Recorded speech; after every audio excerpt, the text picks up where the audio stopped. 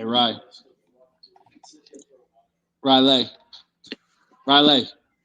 just It's that jumpin', yeah. This that jumpin', start like 23. This that jumpin', 2-4 like Kobe. This that jumpin', shoot my shot, then beat. This that jumpin', ride around smoking my trees. This that jumpin', start like 23. This that jumpin', 2-4 like Kobe. This that jumpin', shoot my shot, then beat. This that jumpin', right around smoking my dreams.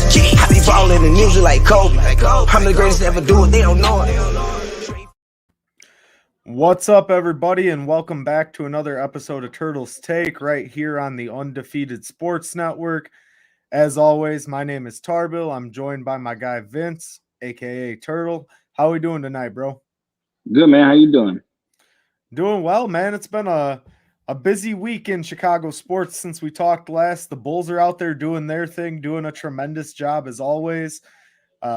The Bears obviously are interviewing everybody and their brother for both. Yeah, I got mine to cut this short. I got a call that they want to interview me too.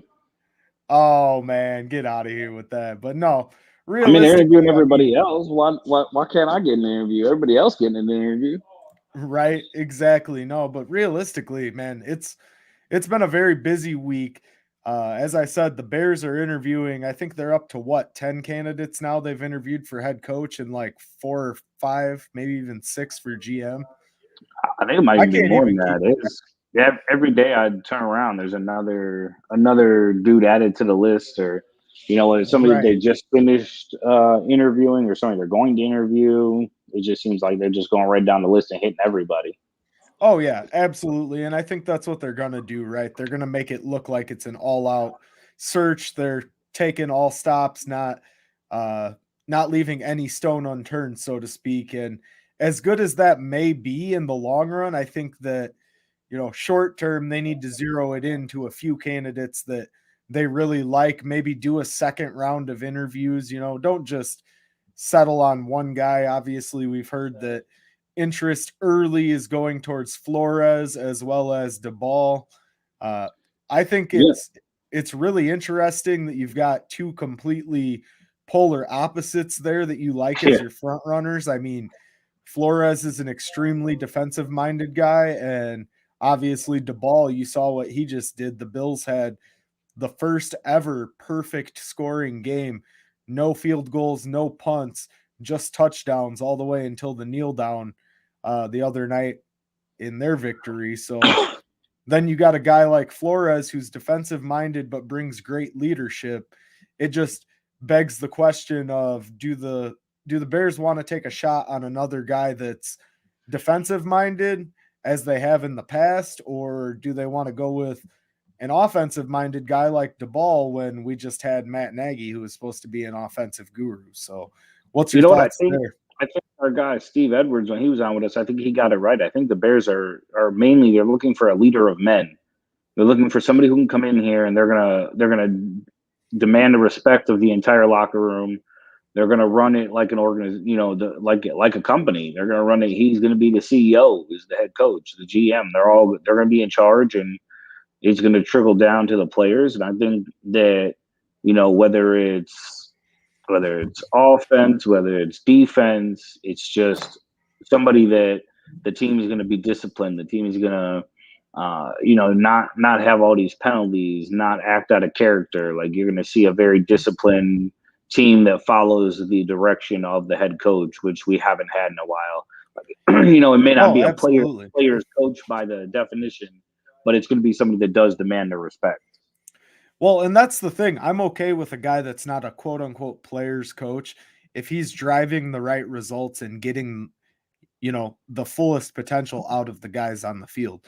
I think it's okay to, challenge players, and it's okay to kind of jaw a little bit and have that dialogue back and forth. It's okay for a coach to get a little mean. He's the coach.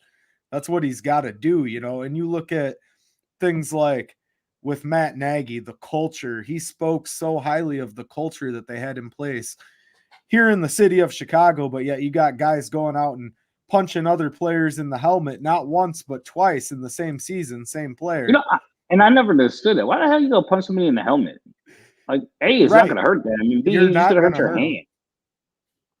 Right. So, in all reality, I mean, you look at some of the dumb things that happened with the quote unquote culture that was so strong while Matt Nagy was here. I think it's definitely time for us to get somebody that's, a little bit tougher around the edges and willing to put players in their place when they need to be. I mean, you look at a lot of the things that have came out, and even, the article broke that Matt Nagy had set up a postseason interview with Trubisky in 2019, and he chose not to attend. He basically just no-showed on Trubisky. I Trubisky don't left some care. notes on his desk.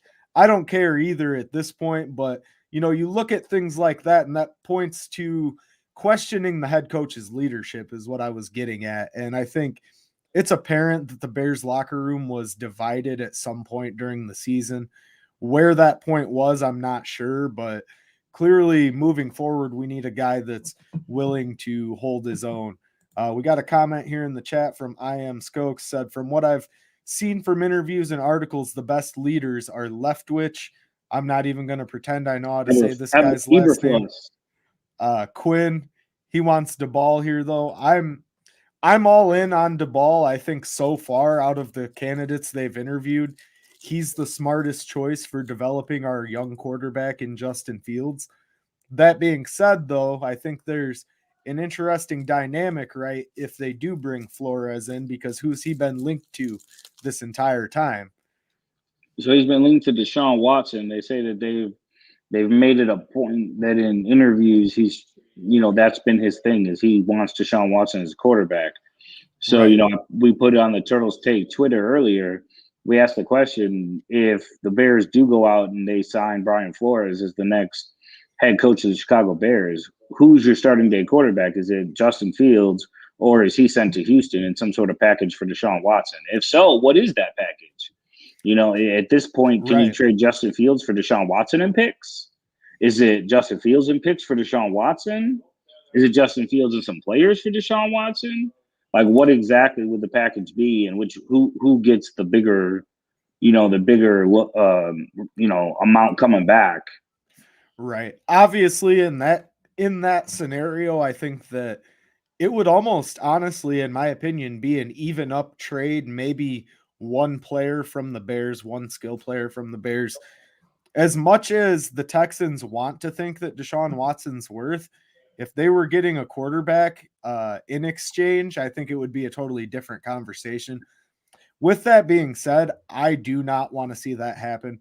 I'm excited for what the future is going to hold with Justin Fields. I know he's largely unproven, but at times he's shown glimpses of what he can be in the future. And I am a firm believer that with the correct offensive line and skill players around him, he will be an NFL quarterback that Yeah, the only thing is you better hope that you're dead on with him, because if he's not who you think he is, and he turns out to not pan out, you already know Deshaun Watson's the guy. You already know that he's a top 5 quarterback in the NFL. So if you've got an opportunity, and he's still young, so you've got an opportunity that if you could bring in a Deshaun Watson, all you're doing is taking Justin Fields, replacing him with Deshaun Watson, and you're not really affecting the rest of your team too much or your draft capital too much.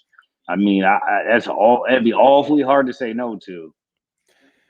Yeah, and I mean, we can dissect that a little bit later as well, but looks like we've got our guy from the Irish Bears show ready to join us in the green room. So without further ado, guys, we're going to go ahead and bring on Kieran from the Irish Bears show on Twitter.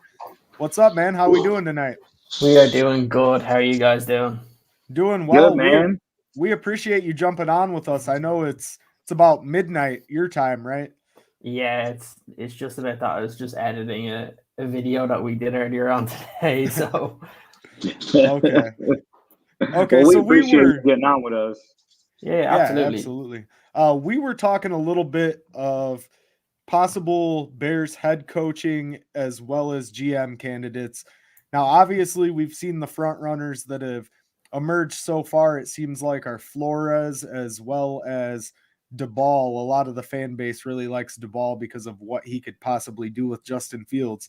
So I'm just interested what your take is on the head coaching position and which way do you think they're going to go? You think they're going to go offensive minded or defensive minded when it comes to the head coach position?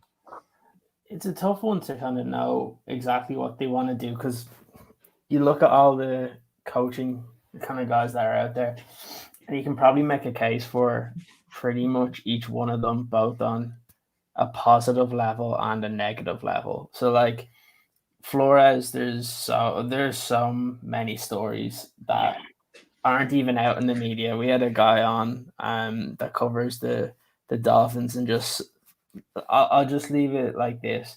He was there for 3 years and had 4 offensive line coaches and 4 linebacker coaches. His first Right. offensive line coach was fired 3 days into his first training camp. Like, that's like, there's just severe red flags with Flores. It seems like for him, it really is his way or the highway, and it's just not how you want to do business when it's your first time being a head coach. And it worries me in the fact that there's a lot of similarities between how he sees or how he treats his quarterbacks with how Matt Nagy did, to where he doesn't trust young quarterbacks, and that's a big problem. Especially he doesn't have the patience for young quarterbacks, and people can say, well, there's limitations to Tua, and it's different with Justin. But again, for a coach like that, it comes to, do you have the patience to allow that player grow? I don't personally think Flores will do that. I'll give him the time if he turns out to be the head coach. But the biggest thing will be, what staff will he be able to get? Because he's had so many guys leave. Like Jim Caldwell was there and ended up leaving. Like, there's respected coaches that were on his staff, like, that just wanted to get out of there, and that's a big red flag for me. So he's one that I know a lot of people are talking about.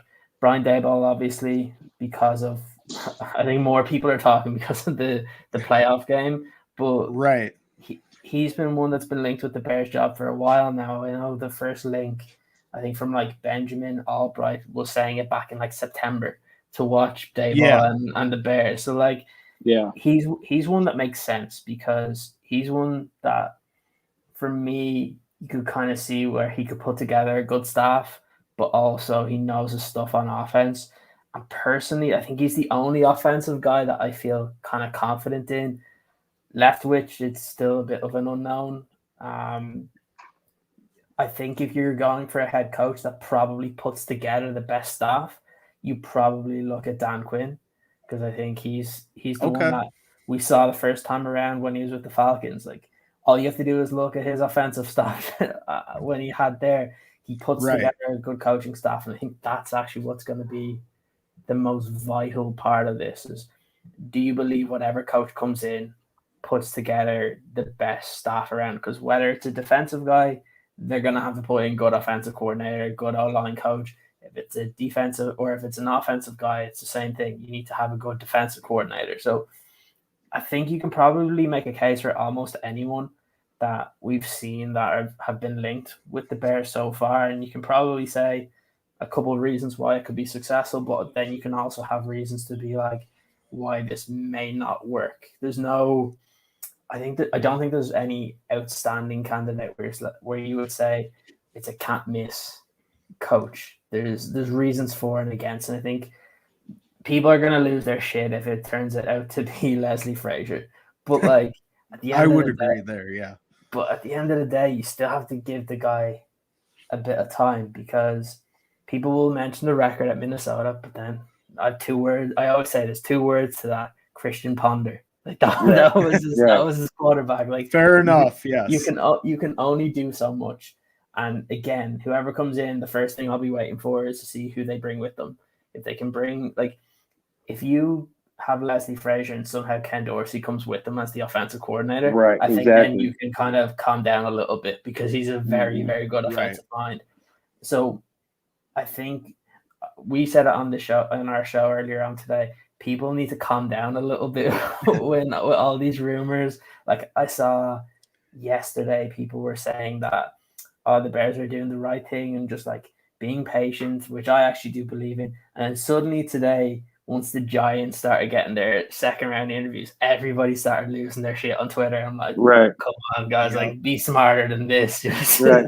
just be patient a little bit. No, exactly. And one thing that I guess would be an interesting perspective, do you think that it's going to be a complete cleaning from the head coach down? I mean, is there any chance that Sean decides the DC here in Chicago again next year?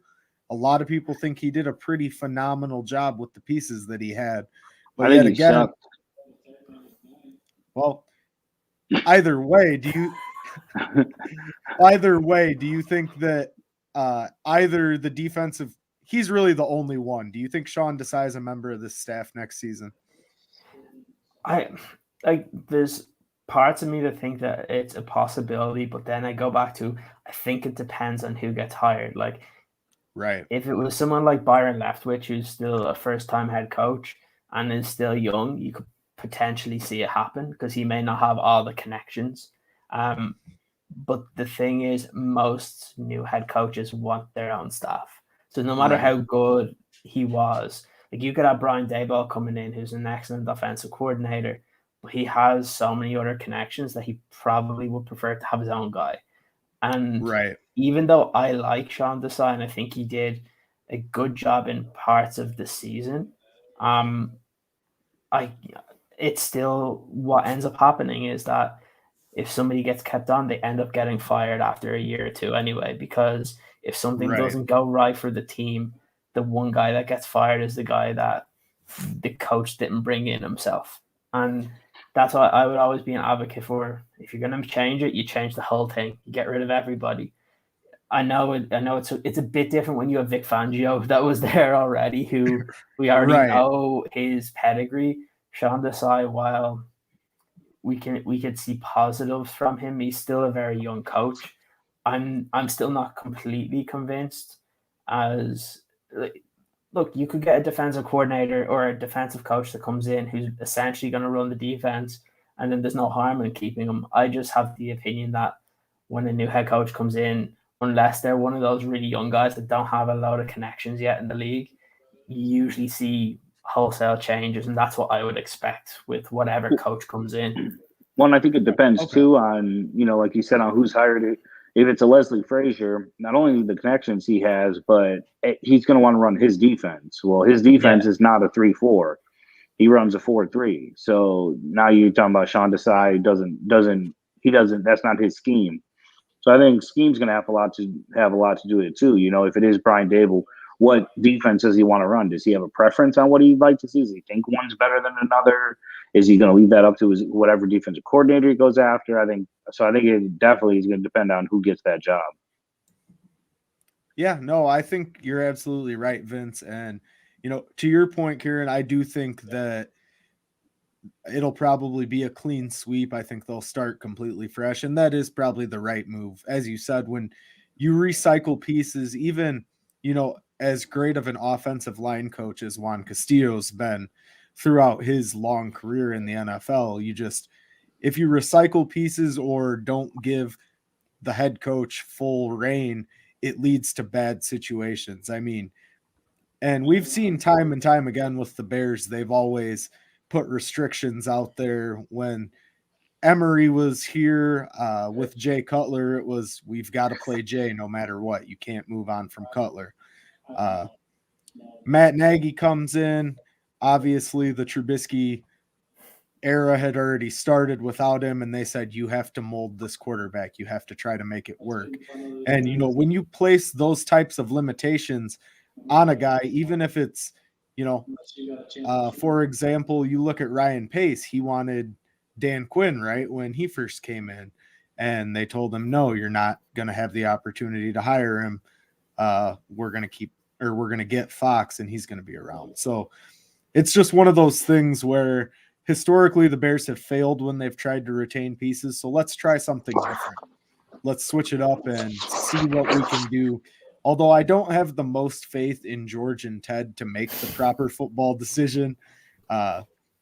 As I'm sure you understand, time and time again, they've failed to hit the target, and then they go out and get advice from Bill Polian, whose last evaluation of a quarterback was that guy that's the quarterback up in Baltimore should be a wide receiver. So I'm so tired of hearing about that. Bill Polian is a great football mind. I don't really give a shit if he scouted Lamar Jackson. Do you know how many people have scouted Lamar Jackson? Do you know how many people scouted Michael Vick? Do you know how many people scouted all sorts of players? If you scout for a living, you're going to scout people. You're going to think somebody's not as good as they are. You're going to think somebody's better than they really are. There's a whole slew of guys who thought Lamar Jackson was not an NFL quarterback. Well, you know what? He is. Big deal. It still doesn't take away the track record that Bill Polian takes with him. okay, Yeah. but to counter that, Bill Polian's been out of football for close to 10 years now. Has So he it's- though? He's been out of football as a full time with a team job. You think Bill Polian hasn't been a part of teams' decisions they've made for the last 10 years? Come on. The Bears are Don't get calling me now. wrong. Teams have been calling every single year. It's not like he doesn't know who these players are anymore. I don't know. We have to agree to disagree there, my friend. So you don't like Bill Polian because he misscouted Lamar Jackson.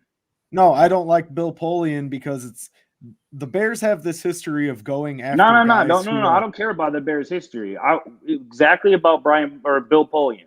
Other than Lamar Jackson, what is the knock on Bill Polian? that he hasn't been fully involved with a team for 10 years. Why does he have to be involved with one team when he can be involved with 5 teams every year? It's he's still almost 8 involved with years football. old. It doesn't change the fact that he knows football.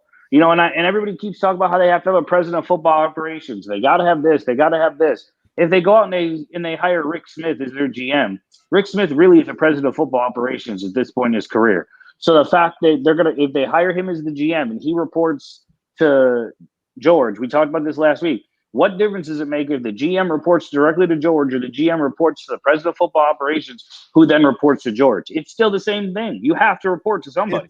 It's still ending with George, which is part of the problem. But no, I'm just not as high on Polian as everyone else is. It's not specifically because of that Lamar Jackson thing, but that's the first headline that you see. I mean, realistically, I think the Bears have historically gone after guys who it's just a little bit too late with. You saw it with John Fox when they brought him in as head coach. The things that he was trying to do just didn't bode well for today's NFL, and I'm hoping that we don't get a similar result out of Polian. But with that being said, I know Kieran has limited time here, so I do want to get his take on the GM spot and the front runners there before we let him go. As again, it's very late over on his side of the water, so or early, depending how you look at it. Yeah, right. Either way, yeah. It's the GM one is. I think that one's interesting because again, people freaking out over something that they shouldn't be freaking out over. Where there's 16 or 17 names. If people really think that there's 16 or 17 candidates for one position, that they're fucking crazy. Like at the end of the day, I've tried to explain this in simple terms to people, and I've said it on the podcast as well. Even if you want to go back to the last kind of successful hire for a general manager or a president of football or basketball ops, I kind of compare it to is with the Chicago Bulls, where the Chicago Bulls interviewed, I believe it was 10 or 11 people for the president of football operations officially. And of those 11, 6 of them were to get information on Arturas Karnisovas. Mm-hmm. So it's the same sort of thing that you interview all these guys. Some of it is for you genuine interest in. Some you may have interest in as maybe even a lower position if they want to take it in. And others, it's actually to get information from it. And I kind of used this earlier on our show, and it's not to take these specific names, but you look at Morocco Brown and you look at Ed Dodds. Now, I know everybody's very enthused with Ed Dodds. I like him as a general manager. I don't think he's going to be the guy that gets hired. I think there's actually a better chance that Morocco Brown probably will get hired for the Bears, just because he has a more well-rounded CV. And the reason why I say that is he's been the head of the pro side and the head of the college side, which I think is really important. But let's just use those, and let's say if they were really interested in Morocco Brown, I'm only using this as a theoretical kind of example. If they were interested in him and they wanted to interview Ed Dodds as well, you never know. One of those interviews could be to get more information on the other guy, or you see they interviewed Joe Schoen from the Buffalo Bills, who kind of this is what started all the craziness today when Giants went back with him. We never know. He might not even be a target as a general manager, but when you know he's interviewing with other teams, especially when I think he was supposed to interview with Minnesota Vikings, it could even be a reason where you ask him, well, if you were to be brought in, who would be your ideal head coaching candidate? So then straight away, you know, if he's going to get hired somewhere, which head coach that he would like to go for, whether it be Brian Daboll or Leslie Frazier or somebody else. So when you see that he's on a second interview somewhere else, you can kind of guess where they may be going for head coaching candidates as well. So a lot of this is information taking. And that's what I think people need to remember, is that it's not always just going to be the 16 guys that the Bears don't know who they're going to hire. They probably have a good idea of about 3 or 4 guys at the initial stage who they want. And then what will probably happen is one of those guys may have a bad interview and then they cancel them out. Somebody else who they don't expect could have a really good interview and then they get brought back. So like, so far, the only people that we've been told that have had good interviews is a guy from the Chargers. I think it's Austin Fort, and then I think it's Cook from the Cleveland Browns. They're the two that have come that we've heard that have had good interviews so far. And for all the other guys I've interviewed, we haven't heard anything. So it's interesting because I don't think those would have been 2 names that people would have said. You mentioned Rick Smith, and I'm a fan, but my biggest question mark is this the right situation for him? Because he had to leave, obviously, because of personal issues with his wife at the time he passed away. He's been out of football for a while. Does he really want that next step to come in to be in a big city like Chicago? Or would he prefer that to be in kind of a smaller one where a small mistake isn't going to absolutely get crushed? That's the one question that I have, is we haven't heard anything about him, but it's like, is he 100% ready to get back into the grind of being a general manager, or like we were saying, kind of essentially a vice president? Because whoever the general manager is the vice president of football operations. Like, there's a reason why they're hiring so many or interviewing so many guys. They're going to hire a GM, and then you'll probably hear in like, it might be directly after, or it might be in 6 months' time, that an assistant GM has gotten hired. It probably is going to be one of these guys that they've interviewed. So that's what's going to happen there. I think some of the interesting names so far, obviously Dodds has interviewed. I still don't think he's going to be one of the ones that gets it. He could, but I just think the vibe between him and what they like as a GM, it doesn't really fit. He's very much like Flores, where it's like, this is my show and that's it. I don't think that's going to go down very well. And often that doesn't play well when you have to have like an interview like this, because there's a lot of owners that don't want to hear the ugly truth about their franchise, where you don't want to hear all the terrible things that are going on. But I think the one thing I do like, and we spoke today to JJ Stankovic from the Colts, and he was basically telling us a lot of the stuff about Morocco Brown. And the more you hear about him, the more I think his attitude and his way of looking at players is infectious and can really go through an organization. And I think if it's not the Bears, someone will hire him very soon, and he's going to be a really good candidate. I know there's one of the guys for the Baltimore Ravens, I can't remember his first name, but his surname is Horvitz, that's supposed to be interviewing. Omar Khan is probably one to look at as well for Pittsburgh, because I know for a fact he was expecting to get the GM job there, and he isn't going to be getting it. I think they're giving it to the other. I think the way they do it is they've like two, whatever they call it, the assistant GMs or the VP of football ops. They had two guys essentially doing the same job, and he didn't get it. But it makes sense. He's not really a personnel guy. He's more of that overseer. So that's that kind of GM role. If he came in, you would expect to see somebody kind of have that assistant GM title as well, because he's not a scout.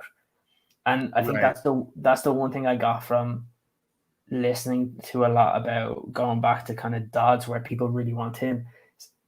He's denied interviews before because at heart he's a scout. As a GM, he's not going to get to do as much of that. And that's where I'm trying to look at this from a more realistic base versus kind of what everybody wants to happen. Like, I think if he doesn't get it, you'll probably see a bunch of people on Twitter being pissed off that he's not the GM. But I think reading through everything that's happened, I have a much more open mind about both the GM candidates and the head coaching candidates, because you look at the list and again, there's a lot of really talented guys there. And just from right now, because I think they've only interviewed like 6 or 7, and they have like 16 guys on this list. Right. So like what we're hearing now isn't going to be the end, but from what I can kind of estimate is that the GM first round process is supposed to wrap up at the end of this week. So we're probably going to hear a lot more when it hits the weekend, probably around playoff time, so they can news dump a couple things. And of course, exactly. And what will probably happen is, I'd say like early next week, you'll probably see the finalists come in, like we're seeing with like the Giants at the moment with their GMs, where we're seeing with Jacksonville with their head coaches. You'll probably see it early next week, to where we'll have a little bit more clarity, and it'll tell you kind of what they were thinking of those. Because like, you look at 2 guys from the Browns, right? One of those could have been a genuine interview for the general manager. Another one could have been for something else. So that's why I'm actually I've always harped on since this whole thing started that I look more at the process of what they're doing. And this time it actually is the correct one. They've probably been aided in the fact that the Zoom stuff helps them to where they can actually do a comprehensive interview process. Well, before that, you were seeing like 3 or 4 guys get interviewed, and like if this was a normal case, you probably see like Morocco Brown, Ed Dodds, and like 2 other guys that are close to kind of Bill Polian and the Bears that they kind of know of already that would have gotten interviewed. But the fact that they have this, where we're in the world we are now with COVID, that with all these Zoom interviews, it actually gives them the opportunity to talk to a vast amount of people. And I think that's a positive. And I would urge Bears fans to not get freaked out that this is taking time. I would prefer this to take time versus to try and rush into it. The one example I used today on our show was the last time we did this for the coaching candidate. One of the hottest names out there was Matt Nagy, and both the Bears and the Colts wanted to get him. The Colts then go ahead and they try and get Josh McDaniels. That doesn't work out. We see what happens. They end up with Frank Reich, and he's one of the few head coaches that year that is still in the job. So, like, sometimes waiting is actually the best way to do this. Yeah, that definitely, that whole offseason didn't go our way. We got, a few off seasons with the Colts. When it was Chris Ballard and Ryan Pace, and they decided, Chris Ballard wants to move on from Jay Cutler, and they tell him he can't. So he decides to go to the Colts instead, and we get Ryan Pace.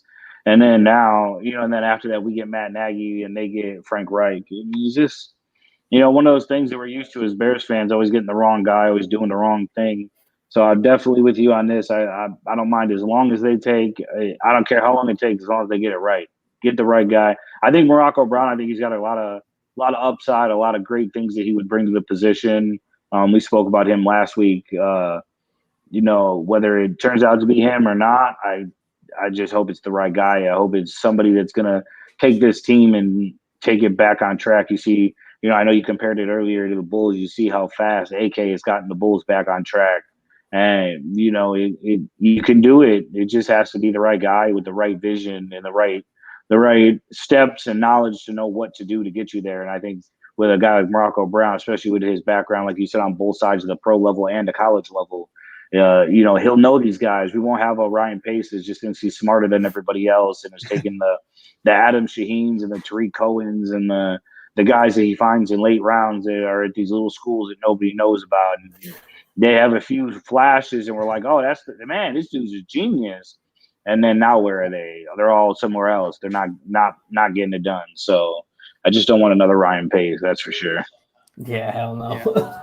I would agree with you there. Excellent points tonight, Kieran. Before you leave us, one final question. Any chance that Jim Harbaugh leaves the University of Michigan to For the potentially Raiders. come to the Bears? Right, for the Or Raiders. For the Raiders, he might. Yeah, I would agree. I mean, you see all over Twitter, anytime anything happens with the University of Michigan, Bears fans are jumping all over like, oh my God, he's going to come back to Chicago. It would be so great. It's not going to happen. I'm so tired of hearing all these people that they message me on Facebook or on Twitter, or people that I know hit me up, and it's like, well, I think it's obvious they got to have Jim Harbaugh as the head coach, and then he's going to bring back Vic Fangio as the defensive coordinator, and we're going to have a number one defense and a top 5 offense in the NFL. It's like, look, give it up. It's not happening. That's not Vegas. Right. Like, I guarantee you that if Harbaugh goes, he's going to go to Vegas, and Vic Fangio will follow him wherever he goes. So it's going to happen. Exactly. Yeah. But what I've always said is, if he was genuinely interested in the Bears and the Bears are genuinely interested in him, something would have come out already. Now we're starting to hear all the rumors the minute that the Raiders get knocked out of the playoffs. Like, put 2 and 2 together. That's right. And I think that would have been I think it would have been a fast thing too. If they both had the mutual interest, it would have been something that got done relatively quickly, got everything in place where you don't lose out on anybody because you got everybody in place. And I think the biggest telltale that Harbaugh might be on his way to Vegas, at least to me anyways, I think that today they let Mike Mayock go. I think, that did suck though. Yeah. Like, I mean, some of those picks. Yeah, absolutely. Right. You think that Harbaugh, if he goes there, he's going to want his own people in place. So I thought that might definitely take down one of the barriers to get Harbaugh to Vegas. Yeah. The other one that would annoyed me a little bit, and I constantly talk about this on Twitter, is every time we do a show, I don't know if it's the same for you guys, but the amount of comments that I get saying, what about Louis Riddick for GM? I'm like, the dude hasn't worked in the front office for 10 years. That's all they talk about. Right. That's all they talk about. Just because he can talk about how to run a front office doesn't mean you can actually do it. It's like Mike Mayock being on the NFL network for 20 years, talking about the drafts, and then he can't draft a first round pick worth of shit. Right. So it's a difference between, but for a certain extent, when I talk about it, I'm like, I feel bad for some of those people, because I'm like, all they know is him because he's the only one that can talk about him. Well, and because he's in their face, he's on Monday Night Football. Right. He's got a microphone in his hand. He's able to tell you things, and you're like, oh damn, he really does know what he's talking about. That's who they should go get. Yeah, just remember, those people just need to remember, if he got hired last year, Matt Nagy would still be here because they're buds. So absolutely. Yeah, they're very close. Interesting point there. As always, Kieran, we do appreciate you taking the time to join us. Thank you. As I said, we know it's late, so we do appreciate getting your opinion on this. And yes, definitely. As always, thanks for jumping on with us. You want to let everybody know where they can find you real quick? Yeah, absolutely. You can find all of our stuff at the Irish Bear Show, whether that be on Twitter. I know we have all these other social media platforms, but really you can find us on Twitter and YouTube, because honestly, I don't have the time to go through every single social media platform. I have it set up, but eventually we'll do it. But yeah, we had a big show today. We had a bunch of reporters from the Bills, the Colts, the Bucks, and the Dolphins, just to kind of break down some of the head coaching and GM candidates from kind of that side of things. So if any of your listeners want to check that out, you can go over to the Irish Bear Show over on YouTube. I think we're just a couple of subscribers now away from 700 subscribers. So it's been crazy over the last while. But yeah, so you guys can go over and check us out there, and just follow us on Twitter, and you'll get any of the stuff that we do. We usually post everything on there anyway. Absolutely. Well, Awesome. thank you again for joining us, my friend, and we do appreciate you giving us your opinion. Let's see how this pans out, and we'll talk soon. Take care, okay? Absolutely. Thanks so much, guys. Everybody, thank you again. Take care. Man, so interesting to hear a perspective, especially, Kieran and the guys that he works with being over in Ireland, as you guessed by the Irish Bears show name of their show. And the Just accent. such a different perspective, but yet he's such a football mind that's able to, break down and go through the smoke, so to speak, and not just, give that. The Lewis Riddick take was a perfect example. Everybody wants Lewis Riddick because he's on Monday Night Football. There's a reason Lewis Riddick hasn't been in football for the last 10 years in a front office. I mean, as years have gone by, every year you hear somebody interviewing him, and never an offer, and you don't see. I mean, it's again, he has the opportunity to speak to everybody every week on Monday Night Football, and you start when you're the only guy in the room, you sound really freaking smart. But if he was that guy, I mean, it wouldn't have taken 10 years. I mean, don't get me wrong, he very well could go somewhere and do great things. I think I love to hear him talk about football. I love to everything that he represents. I love, and if the Bears interview him and it turns out that he's the best guy for the job, I'll fully support it. But we're more speaking to the people who say it has to be this guy, like it's a no brainer. I don't think I don't think any part of this process is a no brainer. No, I would agree for sure. I mean, it's one of those things you have to be thorough, obviously, with the Bears list at 16 or 17 candidates for the head coach alone. We know that they're going to do the right thing, so to speak, this time, at least in the process. Now, if the result's a shitty result, our guy here, Mugdad Gaming, saying the ball to the Bears. Absolutely, I would be all for it if he brings the right staff with him. But then again, one thing we didn't get to ask, Kieran, which I want to ask you now, does it matter if they bring in the head coach before they hire a GM? I mean, I don't think it does. 10, 12 years ago, maybe. I think today's day and age, the way the coaching is set up, I don't think you do. I mean, you look at San Francisco brought in Shanahan before he brought in Lynch. There's a few other guys that are in their spots now. They were the head coach before they brought in the GM. So I don't think it's a necessity, because at the end of the day, you're going to get guys that work together, right? So if you're going to get if you get the GM first, well, you're going to make sure the head coach meshes with them. Well, if you get the head coach first, you're going to make sure the GM meshes with them. And if you're going to get the head coach first, I mean, it's just going to be one of those things. I think, and I know you hate the word, we all do, because the Bears overused it, but you are going to see the collaboration between the two, because they are going to be basically the president and vice president of football operations is going to be the GM and the head coach.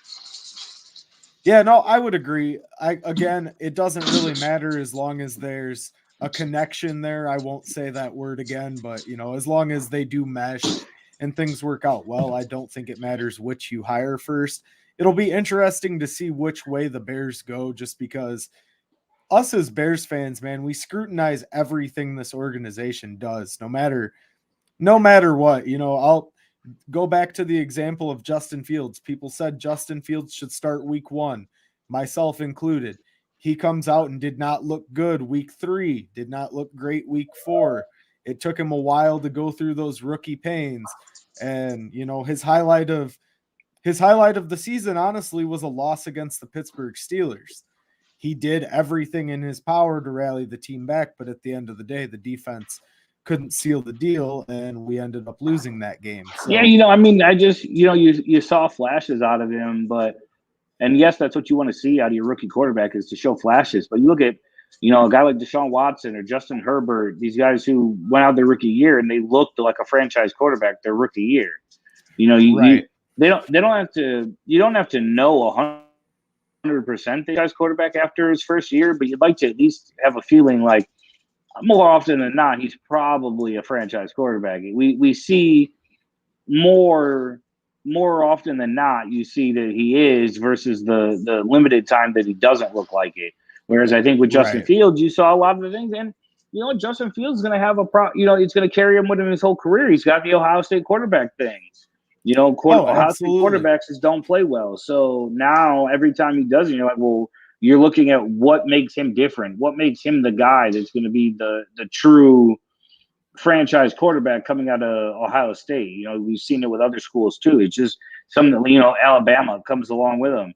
You just guys that Yep. just you don't see a lot of, top tier elite quarterbacks that come from certain programs. And when Ohio State's one of them, they had, 4, 5, 6 guys that everybody thought was going to be that kind of guy, and they turned out not to be. I mean, you really start to question yourself: is Justin Fields that much different than everybody else? That he has whatever they didn't have, he does, and you didn't see that this year. You saw flashes that you're like, okay, well, that's what they saw on him, but we need to see more of that. And Yeah, that's why I think whether to your point, whether it's Brian Dable and he works with him directly, or whether it's Leslie Frazier, or with Ken Dorsey coming in and Ken Dorsey works with him, whoever it is important. And they, I keep seeing on Twitter and all over, should Justin Fields have a say in who the next head coach is? No, he shouldn't.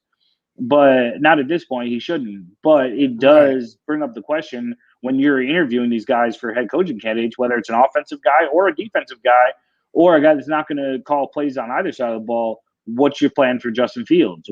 How are you going to get the most out of Justin Fields? Who are you going to bring in that's going to take Justin Fields' game to the next level? Because those are the important questions. Whether it's the head coach, Right. whether it's an offensive coordinator, whether it's whoever, you got to have a plan that's going to sell us and make us feel good that he's in good hands. Because let's be honest, Right. the most damning factor for Matt Nagy at the end was you didn't trust that him and his staff were capable of getting Justin Fields to where he needed to be. And at that Right. point, there's no point of having you as the head coach of my football team if I don't trust that you're going to take this prized possession we just got, the future of this team. Because at this point, you're saying, Right. well, I'm assuming he is my franchise quarterback. Well, if I don't trust my head coach to get him there, who's this offensive-minded, quote-unquote guru, well, if I don't trust him to get my quarterback there, then he has no business leading my football team. Yeah, I would agree from that perspective. And I think we definitely saw the diversity as the year went on in the locker room. You saw a lot of internal rumblings that, people were losing faith in Matt Nagy. And I think it showed true there towards the end. Before we get any further into it, though, I do want to say that Turtle Steak, along with the entire Undefeated Sports Network, is sponsored by none other than Mr. CBD Chicago. Mr. CBD is a wholesale cannabis distribution company that possesses a fabulous club. For $9.99 a month, one can acquire a plethora of CBD and hemp-derived products. If you're interested, go to www.mrcbdchicago.com for more information and to check out the products. Again, that's www.mrcbdchicago.com. Very honored to have that sponsorship and build that relationship with Mr. CBD Chicago and his team. And I believe we have a discount code as well. Do we not, Vince? We do. We do have a discount code. It's Turtles Take 10. Turtles Take 10 will get you 10% off your order at MrCBDChicago.com. So be sure to check Mr. CBD Chicago and his team out for all of your CBD and hemp-derived product needs. Moving on, though, I think. Hold on, really quick before we move on. I recommend go everybody going and checking out the hydration drinks. It's one of their top selling products. You can find them at Pete's Fresh Market and Butera's and all over all different sorts of stores. We're starting to see those hydration drinks more and more. Okay, absolutely. Good tip from the Turtle, as always. Moving forward, man, I mean, we got to talk a lot of Bears already in this show. We've been going, it almost seems like for not even 10 minutes, but we're already almost at an hour. I do want to touch on the Bulls a little bit as well. But before we move on, I guess I'm going to continue to ask you this question each and every week until we hire a head coach and a GM. So who are your number ones as of right now? Who are the front runners for you? Yeah. Are you asking who would I like to see in those spots, or who do I feel the Bears are looking at in those spots? Who do you believe the Bears are looking at as the number I one for both believe I spots? believe that the front runner for the GM job is Morocco Brown. I really do. I Okay. believe that, like Syrian said, I think that the whole Dodd interview was to gather information on Morocco Brown. Um, Okay. I do believe there's a lot of truth to what Syrian said. You look at the list of 16. Obviously, there's not 16 candidates. You know, and you look at how many of them had multiple guys in the same front office. The two guys in Buffalo, the two guys in Indy, the two guys all over. I think they had 3 or 4 different sets of two from the same front Right. office. And I think there's lots of truth to what he said. You're gathering information before you make a hire. You want to know everything you can about them. But I do believe that Morocco Brown is the leader in the clubhouse for the GM job. And then when it goes to head coach, I just really think that it could be a Leslie Frazier type that gets that job. I don't believe they're going to go with somebody who is an offensive guy, and I don't believe it's going to be because he's a defensive guy either. I believe that they want a true leader. And Leslie Okay. Frazier is a proven leader. Guys respect him around the league. His name brings a certain respect and status with it, and like you said, I mean, come on, he had Christian Ponder in Minnesota. Like, what are you going to do, really? Right. So I think, and it's been a long time, right? Like, I think it's not so fresh. Like, sometimes we get caught in the now, like, what have you done for me lately? And it's like, well, Right. Buffalo looks great. I have to go get Brian Dable. Well, Kansas City looks great too. And we saw what happened with Matt Nagy, and nobody is really that eager to bring in Eric Bieniemy. And, for whatever reason that is, I think it's because teams are scared. They don't, when you have offenses like Nathaniel Hackett, everybody keeps telling me about Nathaniel Hackett. Get out of here with that shit. Don't hire somebody from the Packers coaching tree. I'm just being No, stubborn. it's not even the Packers. He was in Jacksonville Right. when they looked really good. And I think they were 3 minutes away from the AFC Championship game or whatever it was, and they Yeah. lost to New England. That's all well and great, and I think people see, oh well, Nathaniel Hackett is the offensive coordinator of the Packers. The Packers' offense is really, really good. Nathaniel Hackett is a really, really good play caller. Well, the only problem with that is he's not the one calling the plays. So when you have LaFleur is. so when you have today's day and age where so many head coaches are actually calling the plays, being the offensive coordinator of a great offense really doesn't do much for you, especially when you look at the Green Bay offense. Was it Green Bay's offense that's really, really good, or is it Aaron Rodgers that just makes them look really good? So It's obviously the latter in that conversation. I think that it's clearly Aaron Rodgers. I mean, Aaron Rodgers coaches himself at the line similar right, to Tom Brady, with all the adjustments and right, checks that he's allowed to make at the line. By the time they snap the ball, it could be a totally different play right. than what was called on the sideline. If you had given Matt Nagy and Aaron Rodgers, maybe we're talking different here. Maybe this show is about how the Bears are well on their way to another Super Bowl run. We just don't know. You just If don't you know gave what. Matt Nagy and Aaron Rodgers would be frustrated he was throwing a tight end sweep on 4th and 1. I mean, I'm just saying, you never, when you have an Aaron Rodgers, you can get away with a lot of faults that don't come to the surface. No, absolutely. So with a Leslie Frazier, I think it's, I thought maybe Jim Caldwell, because he had that time in Indy, but we really haven't heard much about him now lately with the Bears. So I really think he was go in ahead. Detroit, right? Correct? Yeah, he was in Detroit, and so I think and maybe it's not. But if I had to pick right now, I think you're going to see Leslie Frazier with Morocco Brown as the GM. Okay. To counter that, I do have to agree with the Morocco Brown pick for GM. At this point, he's the name that we see has most consistently been linked to the Bears. I think he's got a relationship with Polian as well, so it makes sense. Polian's got a relationship with everybody, so I guess I shouldn't say that. But, to your point about Polian, with as long as he's been in the league, he's developed a lot of relationships. And although he has been out of football for 10 years full time, at least, he still has maintained some solid relationships. So everybody that the Bears interview are going to be linked to Polian in one way or another, just because that's the guy that George and Ted are trusting to help make the decision. Obviously, you've got some other people. You got Soup Campbell on that list that's going to be helping interview. The Bears president of inclusion and something else, I don't know her whole title, is helping as well with the interview process. And then you've got Ted, you've got George. So with that being said, you've got some other minds in the room that may give a little bit different perspective. I think George and Ted are yes men, right? We know that neither of them know football. George admitted that he's a fan in the same press conference that he said, we're going to do what's best for the Chicago Bears. He said, I'm a fan. I can't evaluate talent 5 minutes after that. So hopefully these guys. But I mean, that's okay, right? Like, everybody's making such a big deal out about that.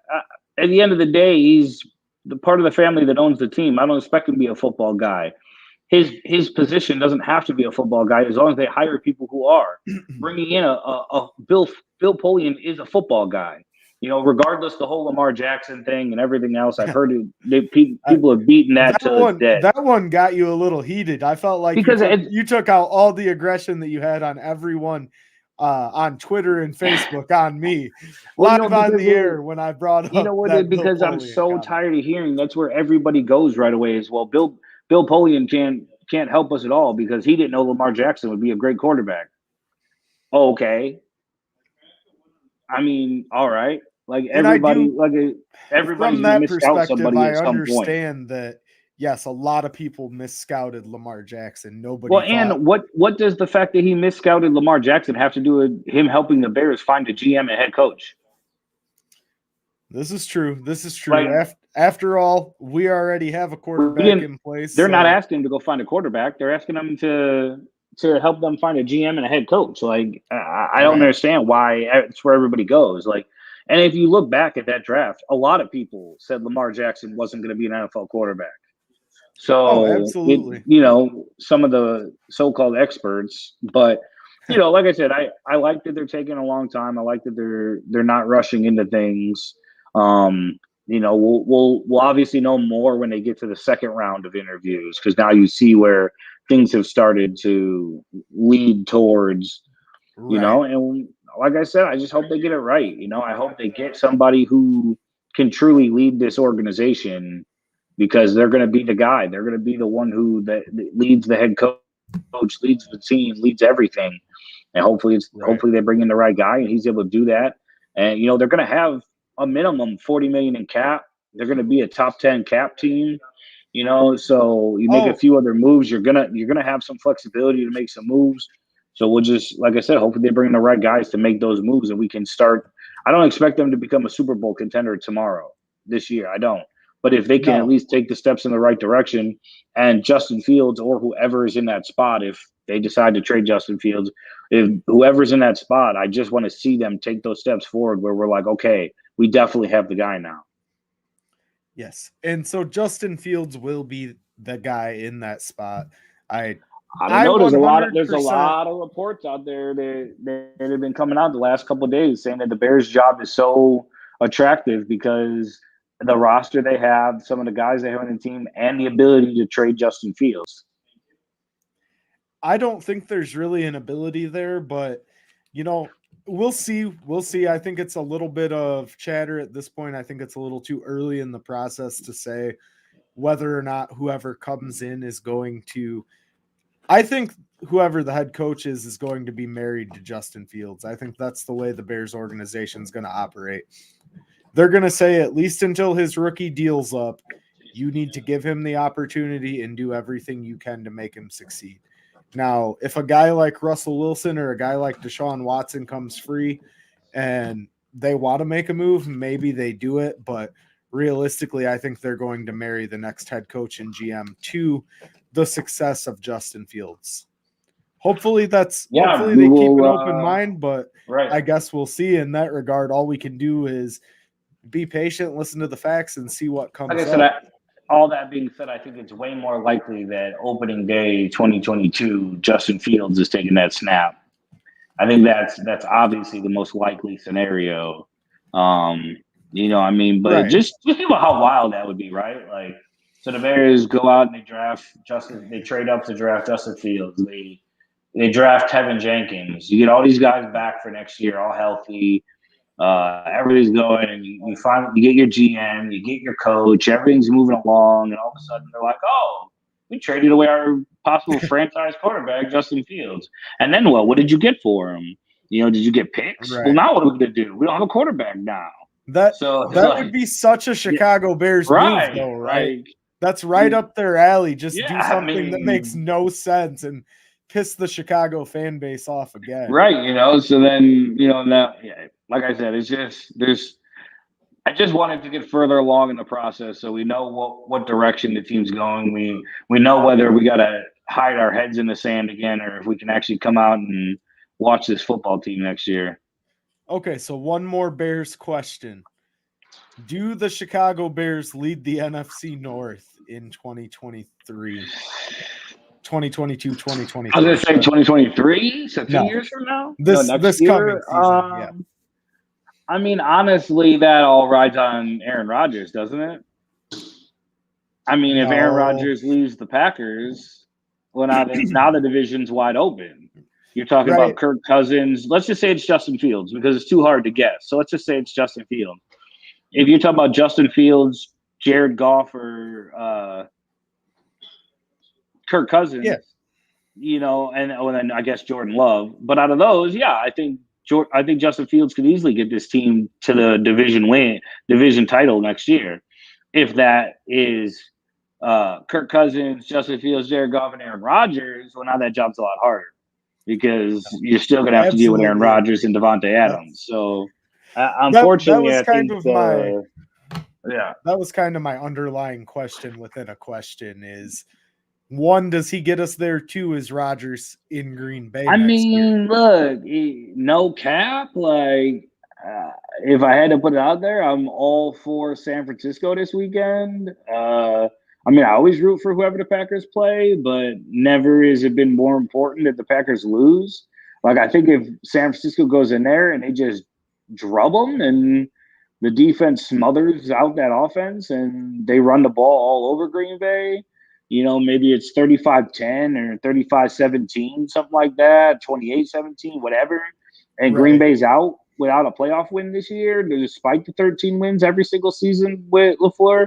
I think Aaron Rodgers goes somewhere else. You look at Denver, Yeah. you look at Pittsburgh, you look at some of these teams that aren't far off but need a quarterback, and I mean, you're still Aaron Rodgers. Oh, and then by the way, I got Devontae Adams as a free agent in my back pocket too. Right. I mean, it's really easy to turn teams around when you can add an Aaron Rodgers and Devontae Adams. And if they leave to go somewhere else, I think it's the best thing that could happen to the Bears. So, I'm all for Right. San Francisco, and hopefully they can go in there and they can take care of business. Me too. As I've told you and as I've told our listeners, my dad's a 49ers fan, so I can't root for the Bears this coming weekend. I will surely be rooting against the Green Bay Packers and for the 49ers in that game. It's kind of the same thing. It's kind of rooting for the 49ers is rooting for the Bears. Simultaneously, right? The Bears will not be playing, but they could still get a huge win this week if Green Bay loses. Absolutely. Now, before we move on to basketball, I do want to say one quick word. Chicago radio lost an absolute legend yesterday in none other than the Grobber, Les Grobstein, passing away. Tragic news. The Grobber's been in Chicago media for 50 plus years. Absolute legendary moments in his career. Everybody knows the Lee Elliott rant that wouldn't have been recorded if it wasn't for Grobber, as well as many other stories that he's had along his illustrious career. Just wanted to give a shout out to him. We're thinking of his family in this time, and Chicago media lost a good one. There will never be another one quite like Les Grobstein out there, that's for sure. So moving forward, no matter what the score chooses to do, they'll have some big shoes to fill there. And yeah, I mean, definitely a Chicago legend and as great of a sportscaster, announcer, reporter, whatever you want to call him. He did everything. As great as he was an even better person. So, like you said, thoughts and prayers out to his family and all of his friends. He had a lot of friends too. So, everyone affected by Absolutely. this, we're thinking about you and we're holding you close to our hearts today. Yeah, absolutely, man. One of a kind when it Yeah. came to the absolute plethora of knowledge that guy had. I mean, he was a Yeah. walking sports encyclopedia. You could be talking about something that happened last week and he would take it back to a game from 1984 and be telling you what the pitch count was Right. against with this batter against this pitcher. Just crazy. I Right. mean, absolute knowledge base. So again, Like you said, one of a our kind. thoughts go out to Les, his family, and all of his friends impacted by that loss. Tough, man. Tough day for Yeah. Chicago sports. Definitely. Moving on, trying to keep it a little bit lighter here. The Chicago Bulls are actually they're first in the East right now. I mean, they're technically tied for first, I believe you said, with the Miami Heat, but Yes, they have 20. They're 25-17 or 25 and 25. I've got it right here. 27 I'm and sorry, 15. 27-15. Yes, and the Heat Yep. are 28-16. So I mean, just crazy to see the Bulls still, even if it's a tie, so to speak, they're still technically listed first. It's yeah, I crazy to mean, see the Bulls at the top of that division, right? it's been a rough week for the Or the top of Bulls. that conference. The last 10, they're 5-5 in their last 10, which is not what we're used to seeing out of this team. But between No. the injury to Zach and everything that went into fighting their way back from guys being out with COVID to like I said, the knee injury with Zach, and then everything with DeMar the other night and everything, it just not what we've been seeing out of them all year. But like you said, at the end of the day, they're still listed as number one in the conference. If the playoffs started today, they would be the number one seed in the East. I don't think Crazy. anybody saw that coming. I thought they could be, around maybe 4 or 5 in the East. I didn't think Yeah. that number one, and maybe they wind up being a 4 and 5 by the time the season ends. You just never know. Yeah, I think as Chicago fans, we just keep waiting for that other shoe to drop, where it's like, well, they look Right. really, really good, But and you keep yeah, waiting for that, but and so we'll that's the see. thing, I think. Go ahead.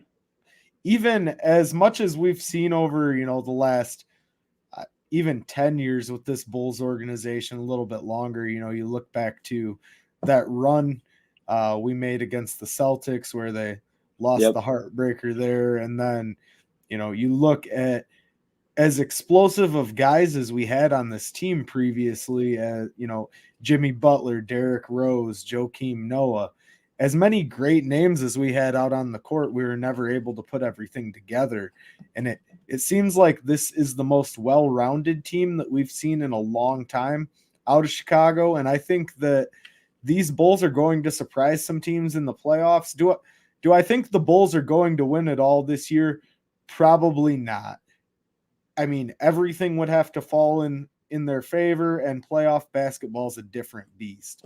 But I do think this team has propelled greatly from where they were last season, obviously, and the future is bright, right? That's the biggest thing is you look at this Bulls team, and for the next 2 to 3 seasons minimum, you're going to have some talented pieces here in Chicago that are going to be able to compete at a high level. Well, the big thing was obviously we talked about earlier, but the big thing was AK, right?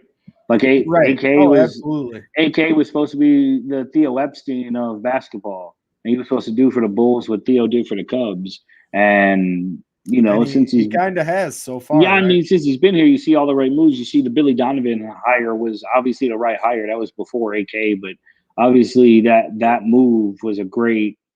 Or no, did AK hire Billy Donovan? Yes, sorry, I was on mute there. So Yes, you see AK all the brought moves. in Billy Donovan. That's right. So you see, he brought in. You started the top with AK, and then he brought in Billy Donovan, and the players they brought in now with Lonzo Ball and DeMar DeRozan, and obviously deciding that they were going to build around Zach instead of trading him like a lot of people thought they should.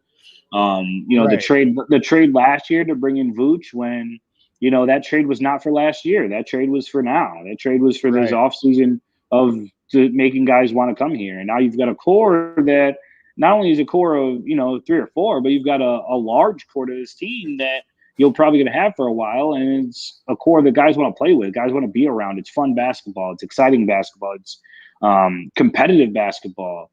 So you look at guys like Zach LaVine, DeMar DeRozan, Vooch, Patrick Williams. We haven't even seen Patrick Williams this year. Now, whether he makes it to the trade deadline as a Bull, it's yet to be seen. There's some trades out there they're talking about that we'll see how that plays out. But even Grant, the kid like you talked about Grant last week. That's what. Yeah, so they've talked about Patrick Williams in a deal for Jeremy Grant. They've talked about him in a package for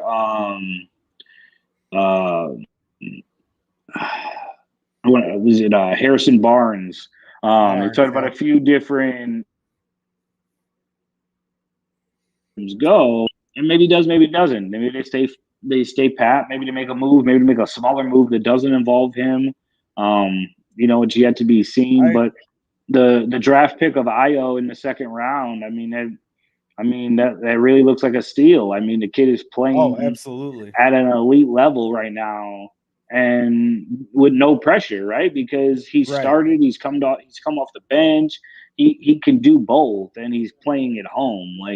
It's I don't want to get ahead of ourselves like some people tend to do and compare him to Derrick Rose, because they're different players. But that that effect of that young blood being inserted into this team with guys like DeMar DeRozan and Vooch, guys that are a little older, they're at 30 already. They're on the other side of 30. But I really like the roster from top to bottom.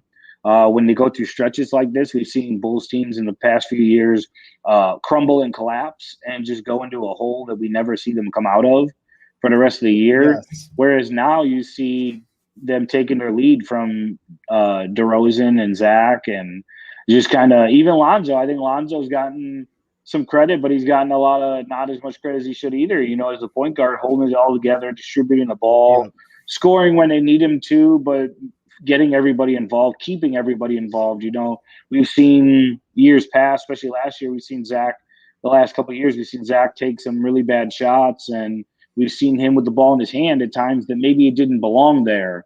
But there was nobody else to do it. So he did it. And, whether it's the right thing to do or unfair, whether it's fair or unfair to blame him for those possessions where he took bad shots. I think you're freezing up on us there, Vince. I will add to it by saying this real quick while you're working. How smart I was about Lonzo Ball. You were dead on about that Lonzo Ball pick in the offseason. I know and DeMar DeRozan. You were, and you know what? I'll give you the most credit for DeMar because I thought that was going to be a horrible move.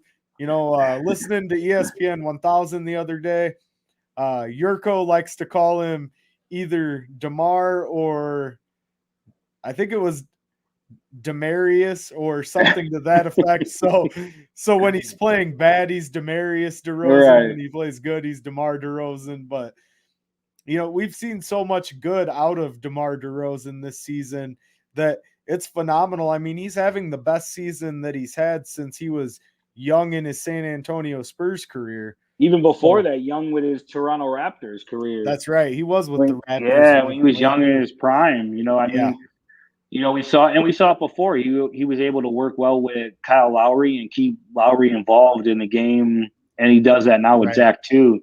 You see that sometimes they kind of go back and forth on you should take the shot, you should take the shot, you should take the shot. And luckily the Bulls have a coach in Billy Donovan that says, okay, listen, this is who's taking the fucking shot. So, it's always nice to have that to fall back on. But like you said, he's having one of the best years of his career. Zach looks great. Lonzo's played well. Vooch has played way better than anybody thought he would.